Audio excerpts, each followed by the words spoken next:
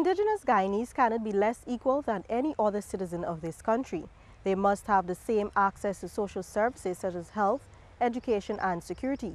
Their communities must benefit from the same quality of infrastructural development as all other Guyanese. Indigenous Guyanese must have equitable access to the resources of the state and are equal heirs to our natural patrimony. These are the fundamental principles under which the current administration is working with Guyana's First Peoples to develop and implement policies to ensure indigenous rights and an improved quality of life of their communities. It is not an easy journey ahead, but government and indigenous leaders have recommitted to working together, as we will hear this week on Government in Action.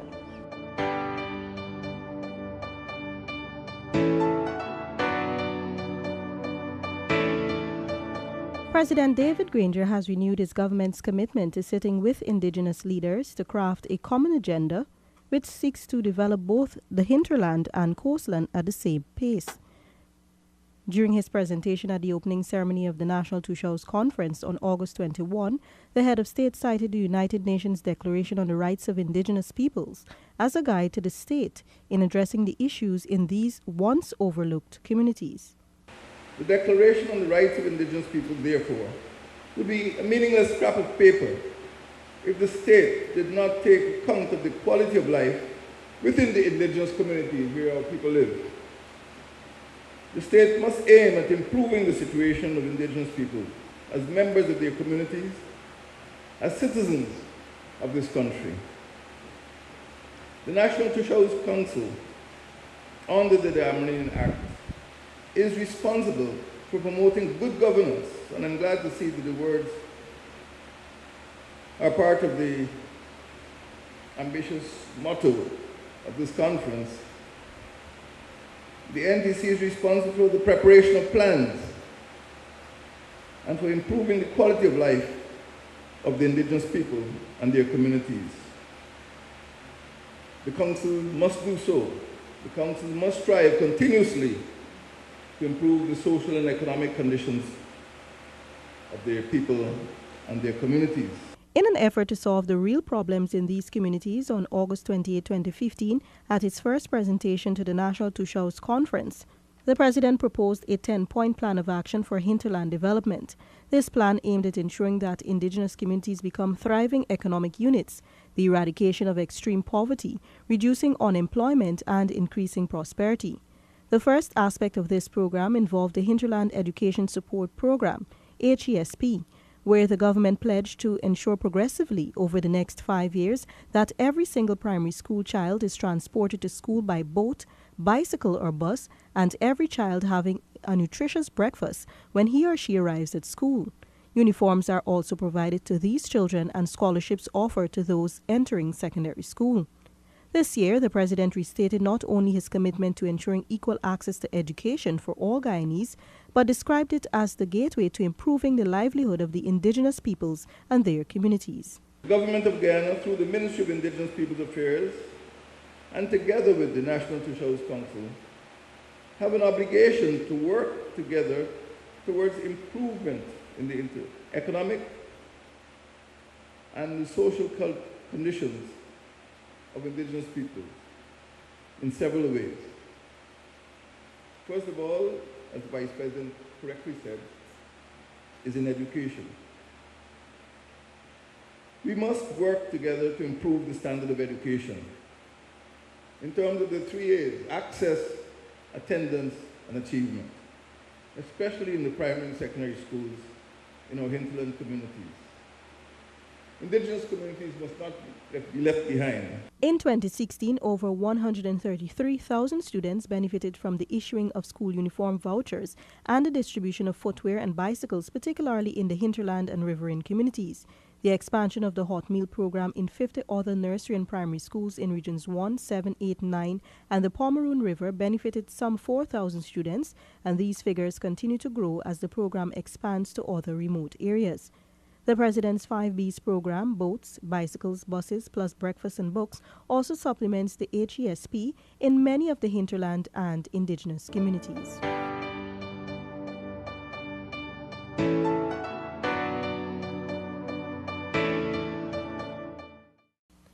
This administration has made it clear that it will not promote a culture of handouts. Instead, it has committed to providing young people with the skills to make them employable. In keeping with this commitment, the Hinterland Employment and Youth Service, HAYS, was launched with the intention of providing sustainable jobs for young people and has begun to bear fruit. Communities in the Rupununi, Pataro Siparuni, and Burima Waini are embarking on agro-processing and adding value to their natural resources and farm produce. The President urged that small and medium-scale industries within communities be promoted in an effort to provide work and generate wealth for our women and youth. Minister within the Ministry of Indigenous Peoples Affairs, Ms. Valerie Garrido Lowe, speaking at this year's National Tushaus Conference, said that the first cycle of HAYS concluded with 1,800 youths completing the program and another 400 to benefit. I can tell you that the majority of them turned out to be very smart young entrepreneurs. We have discovered that their parents stood beside them, encouraged and worked with them so that they can establish thriving businesses. To the parents who did their duty, I say thank you. To the Tushals and counselors who worked with the youth and provided spaces for them to operate their businesses, I thank you. The Ministry of Indigenous People, thank you. And our government, thank you. The second cycle has now commenced with 100 villages and communities.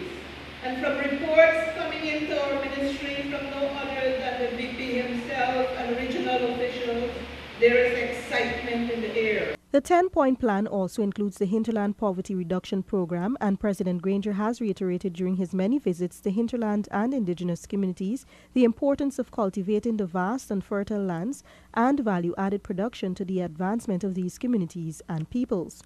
Speaking at the commissioning of the Paramakatoy Tomato Project Facility, Pataro Siparuni Region 8, on July 8, 2017, the President said that his government wants to ensure that all Guyanese have access to affordable food and highlighted the benefits of self-sufficiency. When we speak about food security, we speak most of all about making food available to everyone in sufficient quantities. We talk about making food available to everyone with a certain quality that you can live an active life.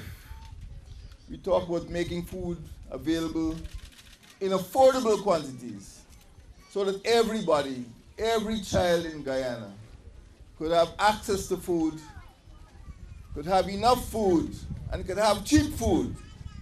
And that is my concern about this great region, the Pataro Siparuni region, that it could very well be the food bowl of this country.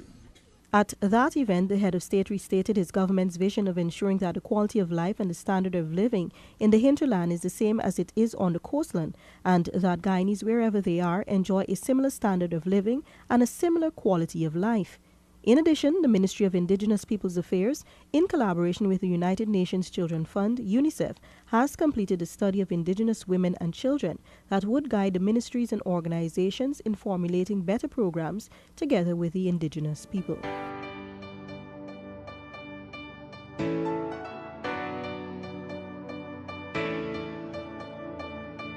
Land is life for the indigenous peoples, and the government of Guyana, in its 10-point plan, pledged the establishment of the Hinterland and Indigenous Peoples Land Commission.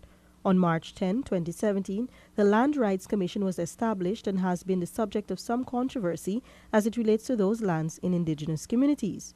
Minister of Indigenous Peoples Affairs, Mr. Sidney Alicock, acknowledged that within the indigenous communities, there are lingering doubts about land issues, fueled by ugly rumors that government will take away these lands, among other concerns. He reassured that this is not the case. The NTC executives were challenged to examine their own stewardship and work in the remaining months of the term to ensure that the legacy they leave will be celebrated by future generations. Even as I express my sincere faith in our leadership at the level of the village and communities, I pause to again comment on the leadership of the level of the NTC executive.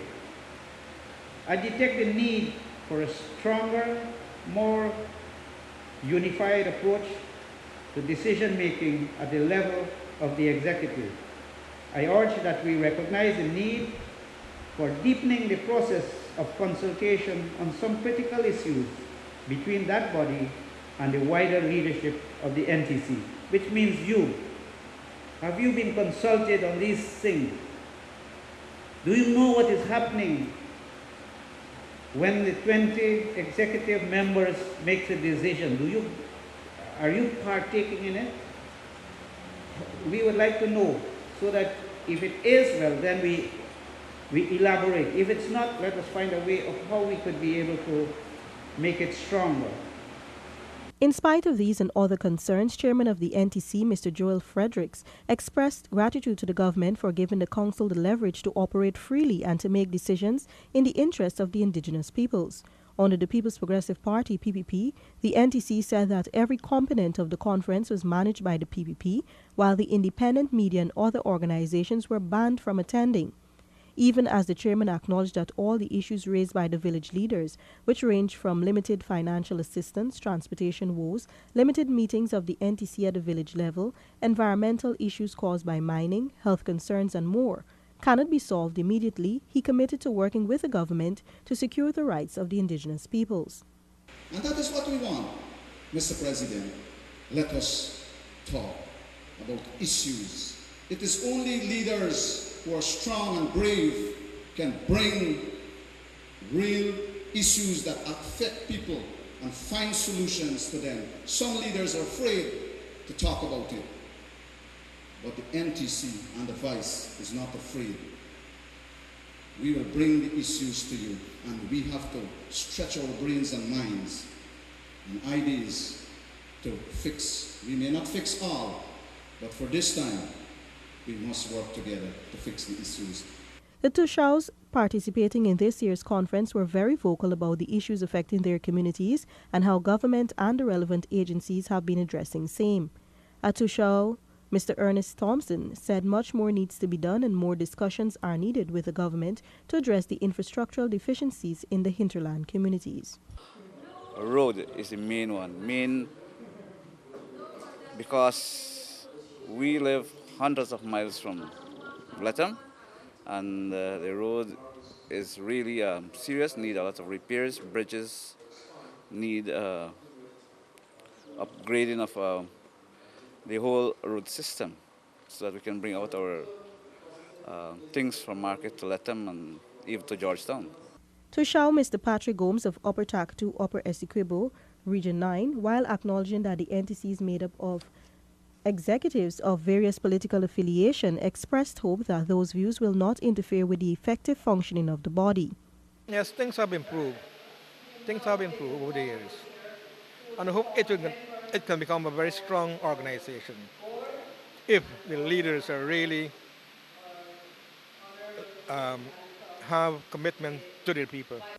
The leaders called too for the involvement of the indigenous community in the process of constitutional reform, as Tushau of Shulinab, Nicholas Fredericks, pointed out. We as indigenous people can contribute towards the whole development of these constitutions and bylaws and stuff like that. Would put us in a better position in this country to make proper representation of our indigenous people's rights. President Granger made a strong call to the Council to capitalize on the opportunities of the forum to exchange ideas with a view to enhancing governance and advancing the development of the indigenous peoples. That the National Tushaus Conference was not a talk shop, it's a workshop. It is a forum for planning, it's a forum for problem solving, it's a platform for performance. It is a means to strengthen the administration, to advance the social and economic development of villages, and to provide good governance throughout our country. I therefore urge the Council to adopt the administrative measures needed to improve the quality of life of our communities. Meanwhile, Minister Ali Kok expressed confidence that with government support and the input of village leaders, the indigenous communities will be properly positioned for continued development. Government, through your ministry, has worked in partnership with the indigenous communities of Guyana with tremendous success. The Amerindian Development Fund, the ADF, with its community development projects, the CDPs, has and continues to impact positively on the sustainable livelihoods of our indigenous peoples all across Guyana. It is continuing to address economic development, capacity building, and the growth of village economy, among other things. The allocation of this plot of land for the construction of the NTC Secretariat was deemed as a step in the right direction by the NTC and is testimony to the government's commitment to working with and strengthening the performance of the council.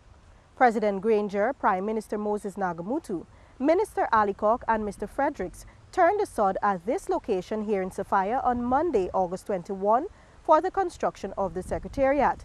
The NTC believes the establishment of the Secretariat and the hiring of permanent staff will ensure that incoming executives are properly briefed on the policies and programs and that these will be properly documented.